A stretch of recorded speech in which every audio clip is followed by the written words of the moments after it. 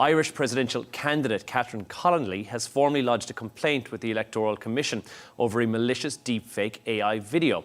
The video appeared online this week and showed an AI version of Connolly appearing to announce her withdrawal from Friday's presidential elections.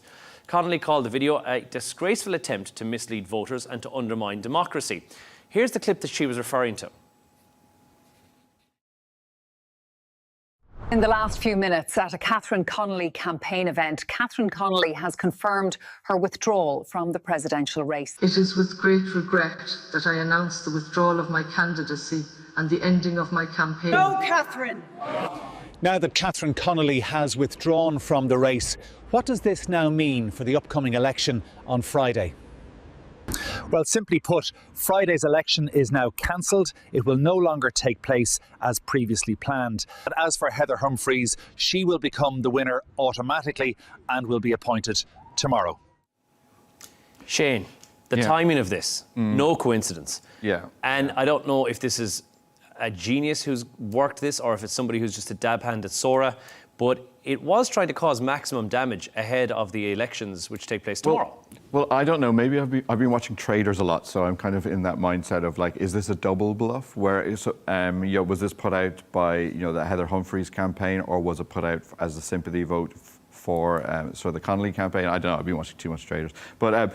I don't think it'll have much impact because she was already, in the very last poll, which was today, she was at 44%, and Humphreys, who was her main rival, our only rival actually, was at 25%. So she was way ahead in the polls. So this is just prankster level stuff that you'd expect of sort of radio DJs and stuff like that. So I don't think it's going to have any impact on the presidential voting tomorrow because one, deepfakes, you're kind of going for the TikTok, the Instagram market, which is young people, and a lot of young people, they're not the demographic that come out and vote in the Irish presidential elections because already I looked up the stats. Presidential elections in Ireland, generally the voter turnout is pretty low. Why is it so low? Why is it so? Because the role is very ceremonial. It doesn't have much power. The president in Ireland just signs off on law. The only power they have is to send it back to the Parliament. They open supermarkets, they go and meet dignitaries. So it's a largely ceremonial role. Extremely ceremonial. So it's kind of seen as like how relevant and how powerful it is. In the old days, it was always just seen as a sort of retirement home for ageing Irish politicians. But it does get a lot of scrutiny. But I think the more sort of thing to look at is the growth of deepfakes, because the start of that clip, I thought, where it was the sections in that on the news reports were extremely good. The bit with Catherine herself wasn't great, I don't think, but also as well, that's RTE, and it makes me nostalgic watching those presenters. But you would just go on the RTE website and find out. In the age, I think, of information where you get it in 30 seconds, I guess, Sarah, that's the question. It's not the first time, probably not going to be the last time that this is going to happen.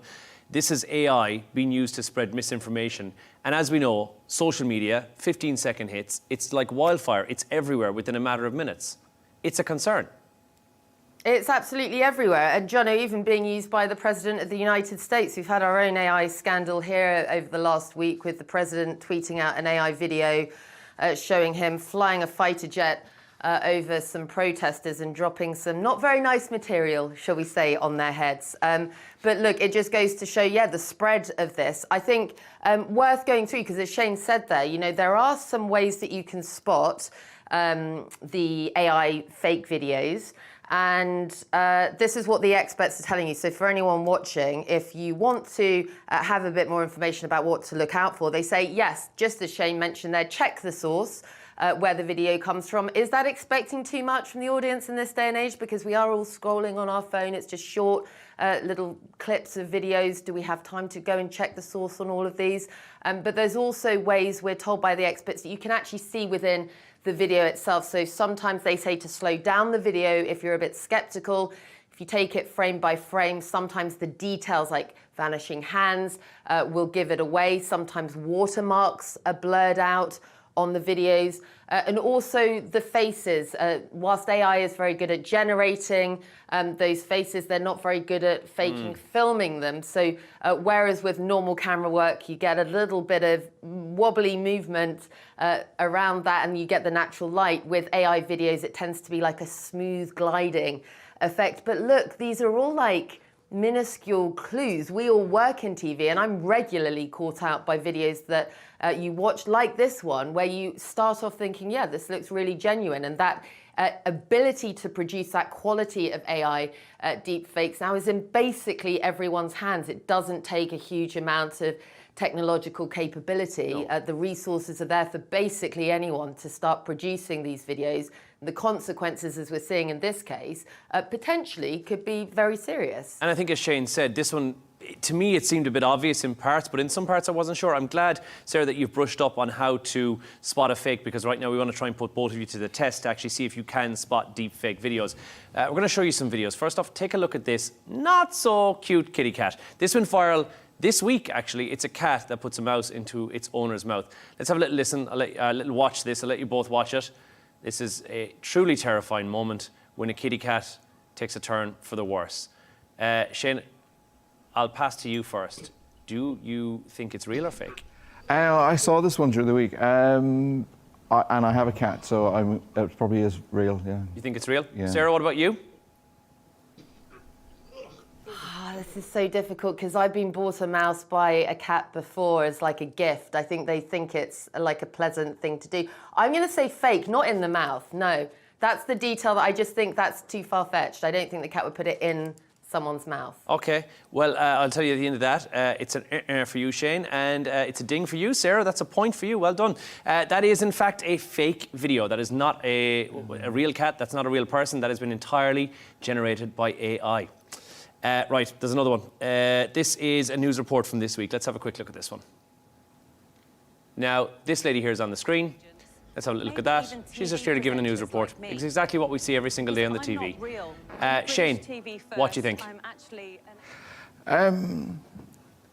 I don't know, because the news reports in the original Irish Nice walkie-talkie scene there as well, where she walks towards the camera. Yeah. Real fluid, real nice. And we've seen AI and how it has that grainy kind of an image to it, watermarks, blurred out backgrounds. Yeah. Sarah just told you everything to look for, and I feel like you're just completely ignoring that. Yeah, it's all fake. All right, Sarah, what do you think? Real or fake? Jono, you're giving Shane a hint. You can't give him any clues. Listen, guys, I have to say I know that presenter is for sure an AI fake. She was used to highlight by the channel. It is fake. It is fake. Yeah, I think that's my point, though, right? Do I get a point and a half for giving the background to that story? You're on two, Sarah. Take the win. And finally, this one is a video of a fisherman in his boat, an unexpected guest who jumped on board. Have a quick look at this. I mean, terrifying as well. A lot of these are videos of sharks, aren't they? There we go. What do we think, guys? Real or fake? Real or fake? I think it has to be fake. Fake?